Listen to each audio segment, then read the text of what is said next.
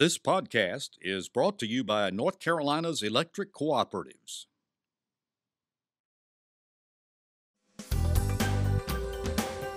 This is NC Spin, an unrehearsed discussion on issues of interest to North Carolinians. Now, here is your moderator, Tom Campbell. Thank you for watching NC Spin. It's been an eventful week, and we'll discuss the possibility of voter fraud in the 9th Congressional District and whether a new election is called for. We'll also discuss UNC's decision to build a $5 million building to house Silent Sam. And as always, we ask our panel to tell us something we don't know. Speaking of panel, joining us this week are former House Speaker Joe Mavretic, Rob Schofield, Director of NC Policy Watch, Rick Henderson, Editor-in-Chief of the Carolina Journal, and Howard Lee, former state senator and former chairman of the Board of Education. We'll begin our uninterrupted debate after these brief messages from our underwriters. From treating the newest member of your family to helping a loved one make end-of-life decisions, your family physician is with you every step, for every stage of life, for every member of your family. Despite a healthcare landscape fraught with potential landmines, family physicians across North Carolina are providing you a lifetime of committed, dependable medical care. Family Physicians, your trusted healthcare advisor for life. Production underwriting support provided in part by the more than 65,000 members of the North Carolina Retired Governmental Employees Association. They're up before dawn and work late into the night. They believe in hard work, family, and doing the right thing. They stand up for their communities when others walk away. They're good people who just want a fair shake. They are farmers. At North Carolina Farm Bureau, we are proud to stand with our farmers. Before we begin this December 7th show, we remember that day 77 years ago in 1941 when Pearl Harbor was attacked. North Carolina has a long and proud history of military installations, none more fascinating than Camp Davis in Holly Ridge, the first military post built in anticipation of World War II. And as we also pay honor and tribute to George H.W. Bush, we acknowledge that he received his pre-flight pilot training at UNC in Chapel Hill, where he first met a young Barbara Pierce and began a marriage that lasted 73 years. You can read more about both of these stories on our website, ncspin.com, or on Facebook. Now, let's get started. Last week, we learned the State Board of Elections was refusing to certify a winner in the 9th Congressional election due to reported problems with absentee ballots in Bladen County. There were reports that people were hired to harvest or collect absentee ballots from voters. We've also heard problems in nearby Robeson County. Some 900 votes separate Republican Mark Harris from Democrat Dan McCready. And our State Board of Election has problems of its own. We're going to talk about all of those developments as we go forward. Howard Lee, I want to ask you the first question. Dan McCready later in the week rescinded his concession to Mark Harris. Are you a little surprised we haven't heard anything at all from Mark Harris? I'm absolutely surprised. I would think that a person who has no knowledge or has no engagement in what has occurred up to this point would at least come out and offer some sense of a defense of himself and of the process. I do think McCready's with recantation of his concession is an appropriate thing to do. I'm not yet ready to call for a new election as some people are, but I am concerned that swearing in at this point would be premature because it would be another embarrassment for the state. Joe, there have been at least 10 reports down in Bladen County of irregularities, and they all center around absentee ballots. Gary Bartlett, who's, we all know, former ex-director of the State Board of Elections, and his investigator said that they investigated and uncovered problems many times during his tenure there, turned them over to the State Bureau of Investigation, nothing happened. Does that surprise you? No, it doesn't. And the reason it doesn't surprise me is that I'm old enough to remember Zeno Ponder in Madison County and all the stuff that went on up there. And my basic line on this is that the more complicated voting gets to be, the more avenues there are for misfortune.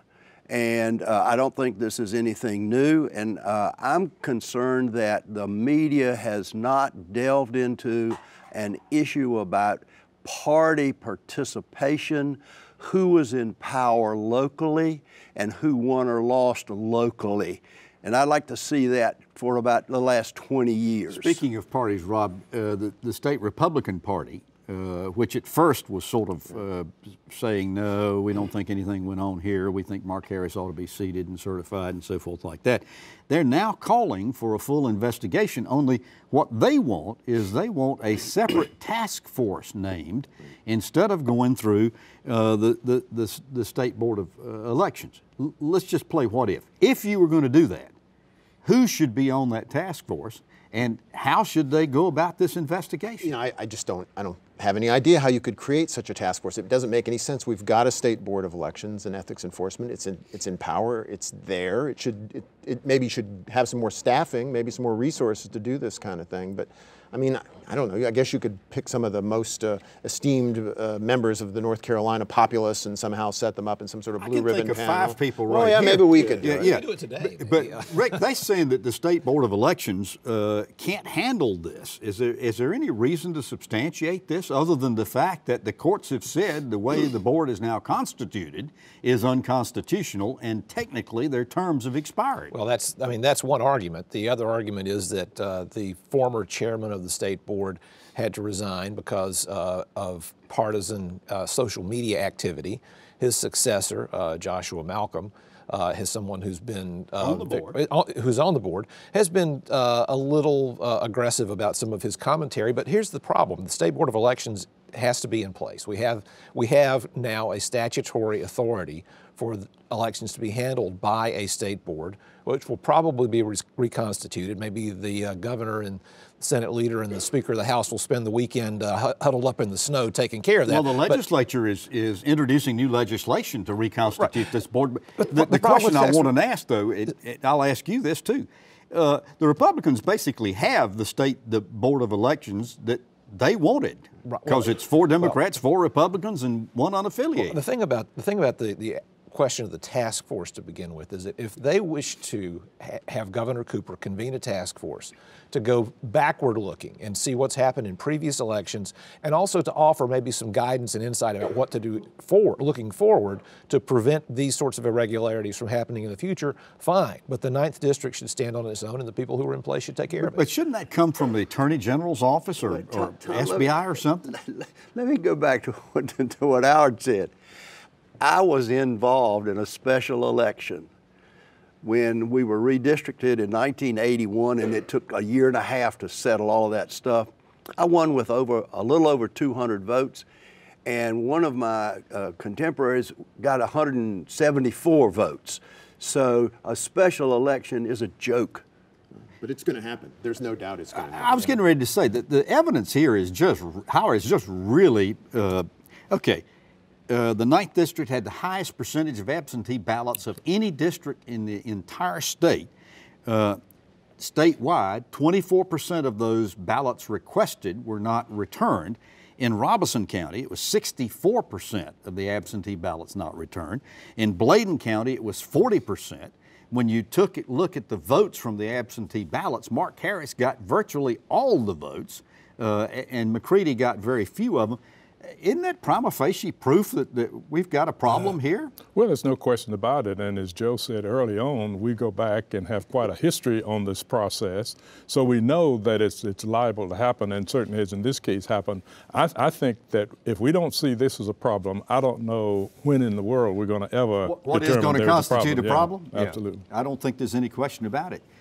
Now, at focus in all of this is a gentleman by the name of McCrae Dallas, who worked for the Red Dome Group, whom Mark Harris hired as political campaigns consultants and paid over $400,000. Now, Dallas claims to have had a voter strategy which involved absentee ballots. He would actually go to people's homes and convince them to request. His name appears on the request, which is illegal in North Carolina, as I understand it. The voter didn't request the absentee ballots. Dallas requested the ballot. Then he turned around and hired people he called harvesters to come and pick the ballots back up, which is, again, against state law. Now, he's already been convicted of fraud once. What do we do to keep characters like this out of the election process? You can't, and the reason is anytime you create a statutory requirement, there are people out there who are smart enough to figure a way to end-run it. And once they get away with it, then it's a precedent, and you can keep doing it, and you get better and better and better and more sophisticated until the house of cards come down. It happens every time. Why is anybody surprised? I wrote a column this week, which I encourage readers, viewers to watch. Said, yes, Mark Harris, there is a Santa Claus, and his name is McCrae Dallas. So far as it goes, okay, let's play what if here. It appears to me the State Board of Elections has the ultimate decision making as to whether to certify Mark Harris or not. What if they don't? Well, you know, the ultimate decision is with the United States House of Representatives. I think because this has become a national story now, it can't be swept under the rug. It's taken on a life of its own. You know, there was a great tweet this week from Nate Silver, you probably all saw it, saying that the district formerly leaned Republican, it now leans felon. Or leans prison, actually. I think maybe was the word he used, leans prison. So, I mean, it's taken on a life of its own. There's nothing that North Carolina officials can do, I think, to stop it from there being a new election because the national spotlight is too bright. All right, follow up on that. So, a new election. Yeah. Okay, that's your conclusion. Should they go back to the primary, however? Because Robert Pittenger, who was the incumbent congressman who ran in that primary against Mark Harris, had a similar situation in that there were only 800 votes separating him and Mark Harris in the primary election, and there was evidence of absentee voter problems back then. Investigators ought to look into that and see what happened, but you can't turn back the clock as far as the primary. What can happen is the State Board of Elections. Why not? Well, fair is fair, isn't it? Well, legally, I don't think there's any way to do it. And Jerry Cohen, I think, has made this point before, the former legislative counsel. You can't go back that far. You could possibly prosecute criminal activity, but you can't actually redo a primary. What you can do, what the State Board of Elections could do, is refuse to certify any candidate. And then both Mark Harris and Dan McCready would go to the House and make an appeal to be seated as a member of the House. And the House can say, we're not going to seat anybody. We're going to do our own investigation and then hold a new election with new primaries, new candidates, new general election, the whole thing. Joe, you and Howard spent an awful lot of time on Jones Street in the legislature. So the legislature also is introducing legislation to clean up absentee ballots because this business of voter fraud, everybody assumed the voter fraud was taking place actually at the polls. We are now beginning to understand there may be some problem there, but the bigger problem is with these absentee ballots. So, Howard, if you were going to fix the absentee ballot problem in North Carolina, where would you go to get started? What would you do? Well, that's where I would appoint an independent commission. I think the legislature getting involved once again is just going to screw it up once again. It's going to be partisan. It'll be a partisan fight, and we'll come out with with something that's not worthwhile. So I would appoint an independent commission, and this is where I think the governor needs to step in, take control, and clean up our elections. It's time for us to stop kicking the can down the road. We've already cited processes where information has been brought forward and nothing has been done. It's time to clean it up. Joe, they're working on this, and they're saying they want a picture ID for absentee ballots. How do you do that? What do you mean? You ask for it. You ask for it, but I mean, okay, so here's Joe Service Person over in Afghanistan, and he was requesting an absentee ballot. How do we get a picture ID of Joe Service Person? He walks around with a picture ID 24/7. So he's got to go to a copy machine somewhere. Here again, yeah, it's angels on a pin. How many, how many absentee ballots, for example, how many absentee ballots are in question in this race? Well, how many? Several hundred. Several hundred, but how many? Enough to change the election. Actually, it could be thousands Yeah. because we have all sorts of absentee ballots. And that it were could be in other requested- districts that that were this is requested going or on. That's turned in. exactly right. Yeah. So you better be careful about which rock you raise in this one, because there may be a whole lot of other problems out there that Maybe we some don't know about. rattlesnakes underneath a lot Too of right. It may them. be in the West Very this quickly, time. let me go around the table, and I want to ask you, when do you think we will see the outcome of a congressional election in the 9th Congressional District, Rob? The spring of 2019. I was going I'd to say, which year? at best case scenario. Howard?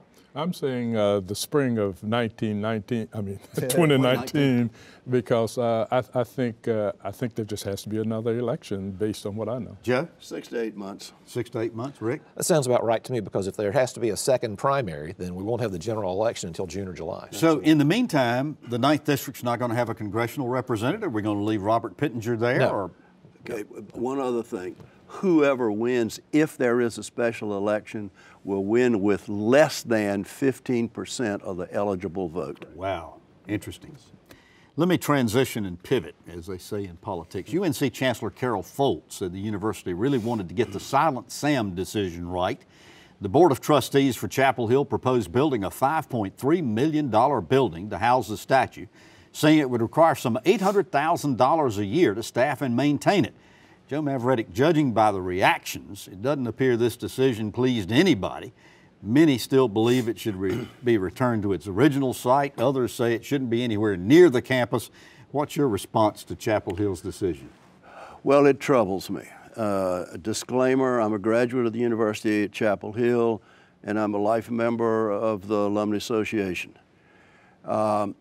I think that in politics, when you reach a place that settles it, people are unhappy on both sides and a little bit happy on both sides.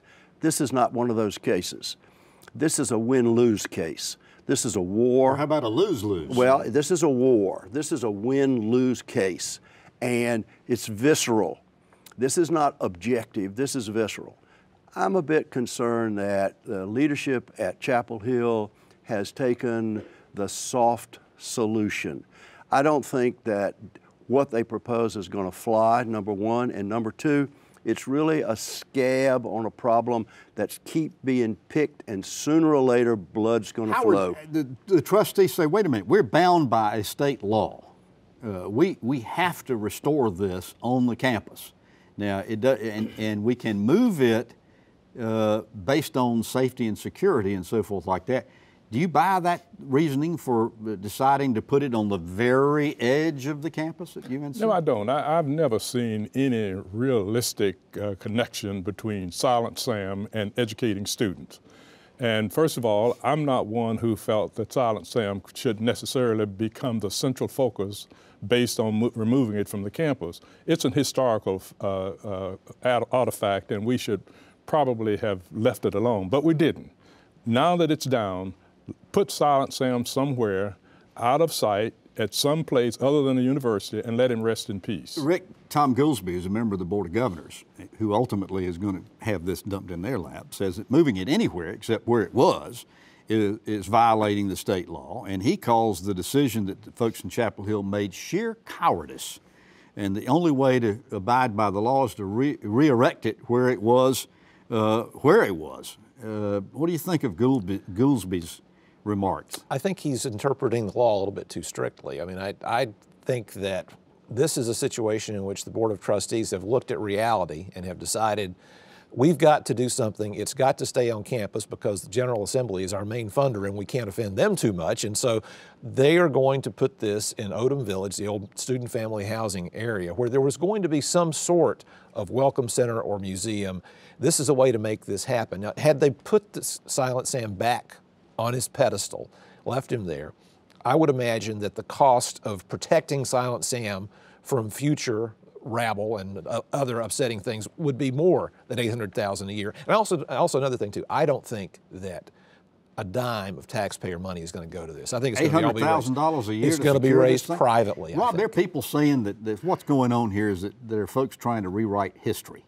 Other folks saying, no, we're remembering history, and it wasn't a very particularly good one so far as a lot of us are concerned. Where are you standing on this decision? The statue needs to go. I think the Board of Trustees, I understand where they're coming from perhaps. It's a tough decision to make, but it needs to go. There are all kinds of memories of the people who built UNC Chapel Hill scattered all over that campus. A lot of slaves, a lot of African Americans who were in bondage years and years ago. They have those memories there already. But there are also a lot of memories over there on the Chapel Hill campus and Duke and State and everywhere else in North Carolina that were built in memory and honor of people who participated in. Where do we stop with all of this, Joe? They just decided to take the Julian Carr name off of Duke University campus. I got it. Well, you know, that's the issue of precedent to me. You know, if you start talking about Silent Sam, then you need to start talking about who drank from a well. You got to start talking about who was responsible for East, West, and South buildings. There are all kinds of issues here which, if this prevails, then the next one. We have to have real courage this time. All right, so the Board of Governors ultimately is going to get this. Yeah. I'm not sure I would want to be on the Board of Governors with this hot potato going around. But very quickly, I'd like to go around and just ask each of you what you think the Board of Governors will ultimately decide. Rick Henderson? They're going to go ahead and go with this with some objections, but they're going to let it happen because they don't want to get involved in this. Howard Lee? I think they will approve it. I think it would be unfortunate, and I think they want to walk the tightrope. Joe? I think it's going to go through and it's going to set a very bad precedent. And there's going to be a lot of very angry people on the UNC campus, professors, alumni, students. There's already boycotts that are sort of already getting started. There's going to be a lot of problems. Was there any decision that was going to make everybody happy here? So when you compromise between justice and injustice, halfway in between, that isn't justice. I think they should. What do you call that? It's mealy-mouthed compromise. You call it cowardice. You can't say it over the air. Yes, you can. Yeah, okay. All right. I want to segue into the section of the show where we ask the panel to tell us something we don't know. And Joe Mavretic, I'm going to start with you. This year, the North Carolina Zoo is 50 years old. It's the largest natural habitat zoo in America.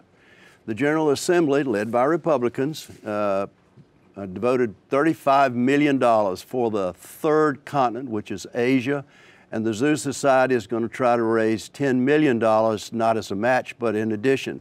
And that means about $1 a person in North Carolina, and I hope everybody supports it. Rob, tell us something we don't know. You all have heard about the Innovative School District, this controversial plan to take over schools that are failing in certain counties. There's been a move this week to take over a school in Wayne County. The people in Wayne County aren't going to have it. They're fighting back. Now there's talk of putting a special provision in the technical corrections bill that would allow the Wayne County folks to run the school that's sort of theoretically being taken away from them. It's a crazy solution the reason for the takeover to start off with is because the school's not doing well. But what's happening here is the General Assembly's admitting that this is a goofy plan to take schools away, and they're trying to put a fig leaf on it.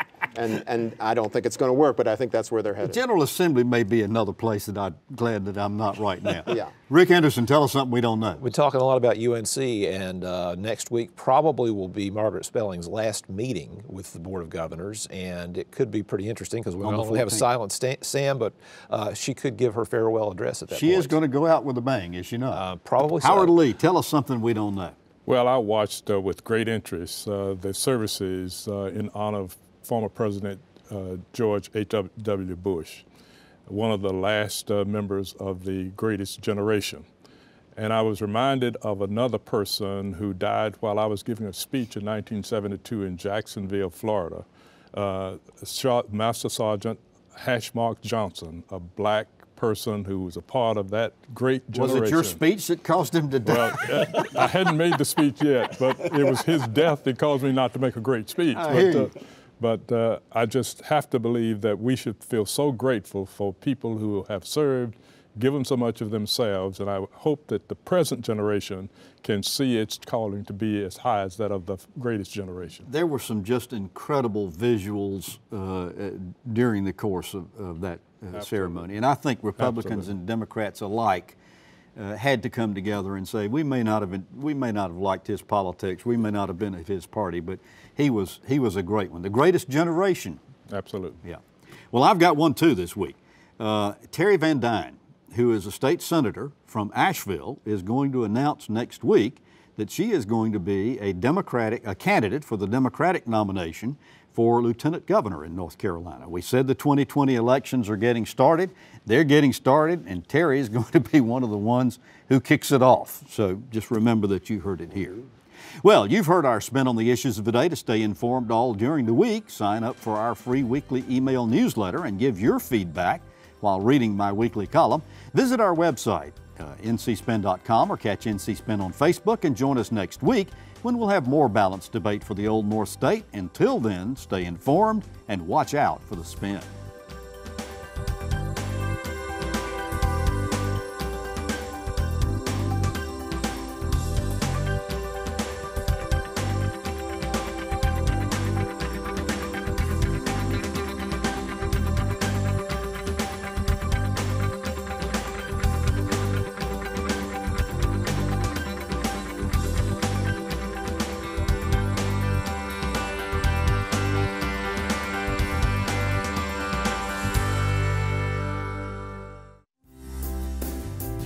From treating the newest member of your family to helping a loved one make end-of-life decisions, your family physician is with you every step, for every stage of life, for every member of your family. Despite a healthcare landscape fraught with potential landmines, family physicians across North Carolina are providing you a lifetime of committed, dependable medical care.